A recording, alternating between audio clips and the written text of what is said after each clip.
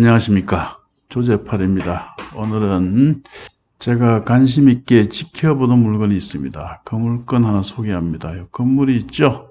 이 건물은 매각에서 제외되고 토지만 나온 겁니다.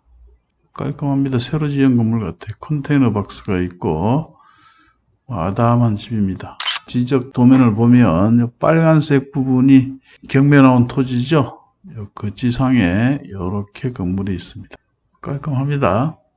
자, 군산 3개 2018 타경 104403 답.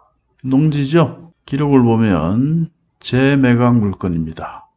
낙찰이 되었으나 대금을 미납해서 다시 경매에 나온 물건입니다. 법정지상권 성립 여지가 있고 토지만 입찰, 그리고 농지 취득 자격 증명 이렇게 되어 있습니다.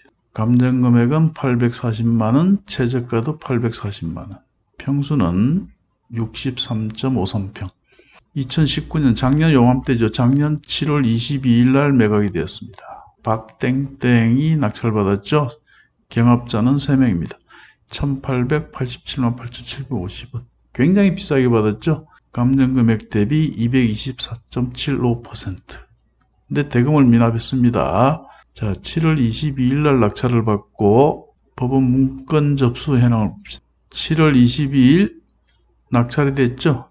7월 26일 최고가 매수인은 농지 취득 자격증명을 제출했습니다. 제출하고 매각 허가 결정이 되고 2019년 8월 29일 대금 지급기일이 지정되었으나 미납을 한 겁니다. 아마도 너무 높은 금액의 낙찰을 받아서 처리하는데 좀 애로가 있지 않았는가. 보증금은 84만원만 냈겠죠? 84만원은 포기하고 대금을 미납하게 됩니다. 그리고 다시 9월 30일 날 재경매가 들어가죠? 그런데 이때는 단독으로 낙찰이 됩니다. 1097만원. 그런데 불허가가 되죠? 2019년 10월 7일.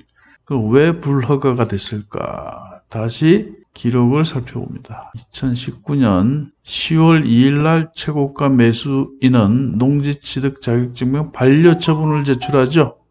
즉 농지취득 자격증명을 발급 못 받았죠. 그래서 특별매각 조건에 농지취득 자격증명 제출하라고 돼 있는데, 그죠? 여기도 있죠.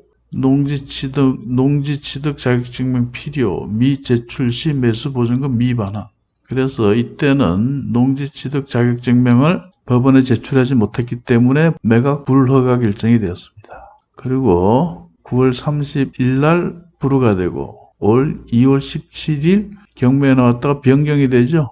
또 3월 24일 날 변경되고 그리고 5월 4일 날 매각이 됩니다. 1335만원. 8명이 입찰했죠. 자, 여기서 요 때를 한번 다시 법원 문건 접수 현황을 다시 한번 봅시다.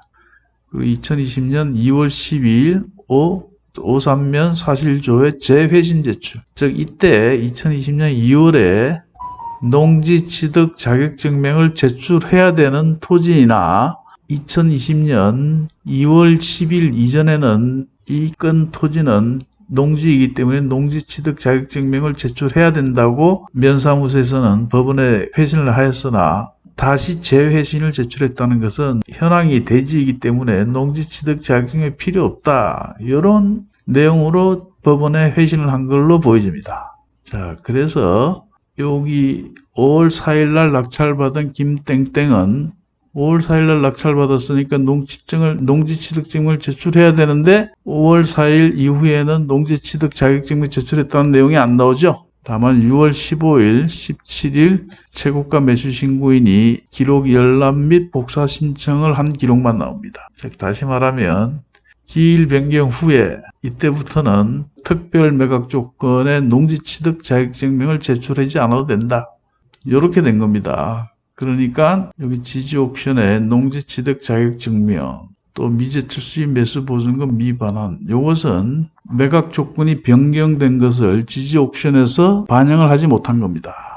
특별매각 조건, 즉 농지취득 자격증명 제출이라는 그 내용은 매각 물건 명세서를 보면 나옵니다. 자, 물건 명세서를 봅시다. 쭉 보시면 여기 비고란이 있죠? 재매각임. 그리고 2번은 공부상 지목은 답이나 현황은 대지로 이용 중. 3번 본급 및 인접지상에 소재하는 건물 및 컨테이너 박스 이동 매각에서 제외. 농지 취득 자격증명을 제출하라는 내용이 없죠. 그렇죠? 농지 취득 자격증명은 제출하지 않아도 된다. 자, 제 생각에는 그전에는 3명이 입찰했다가 1,880만 원에 낙찰되었고 미납을 했죠. 미납을 하면 대체로 입찰자들이 확 줍니다. 이때는 단독이죠. 단독으로 잘 낙찰받았다고 보이는데 불허가가 됐습니다. 그때는 농지 취득 자격증명을 제출하라고 돼 있던 겁니다. 그래서 불허가가 되었고 그리고 다시 경매에 나왔는데 8명이 들어왔어요. 이때는 농지 취득 자격증명을 제출하라는 특별 매각 조건이 없었을 때예요. 그래서 많이 들어왔죠. 그런데 대금을 미납했습니다. 이 사람 역시 낙찰을 받고 건물 주인을 만나봤겠죠. 만나봤더니 뭐 여의치가 않다.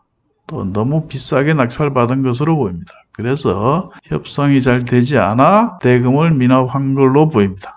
법정이상금 물건의 경우는 너무 비싸게 받으면 처리하는데 애로가 많습니다.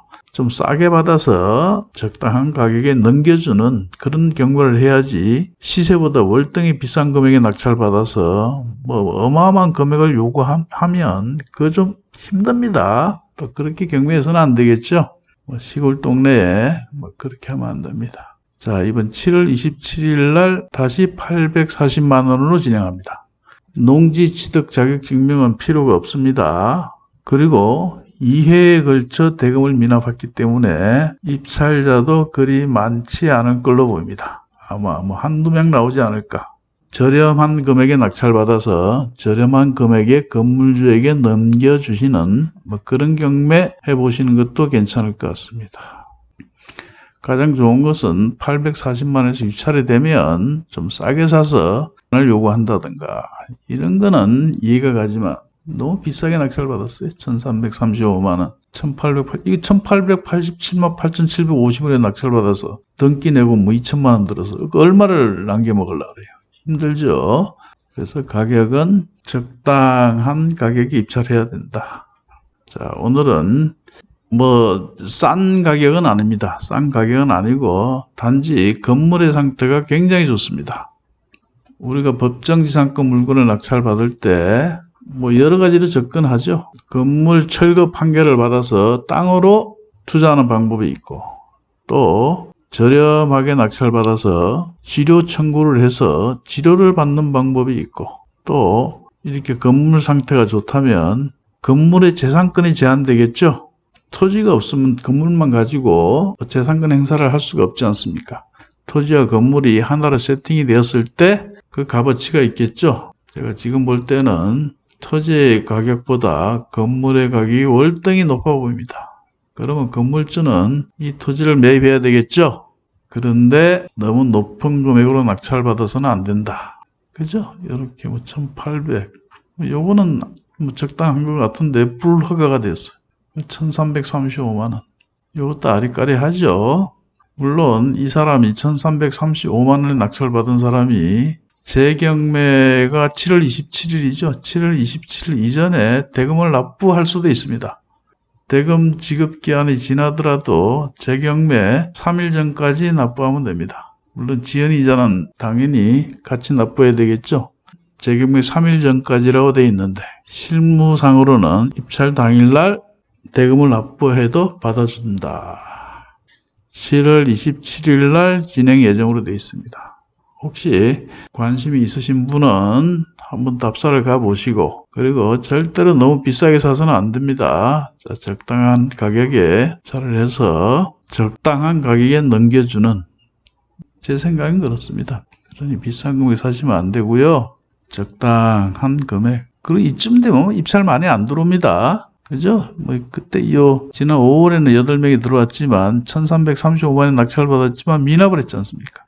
이런 경우에는 많이 안 들어오니 뭐 최저가 언저리에서 한번 건드려 보는 게 좋지 않을까 뭐 그렇게 생각합니다. 자, 오늘은 여기까지입니다.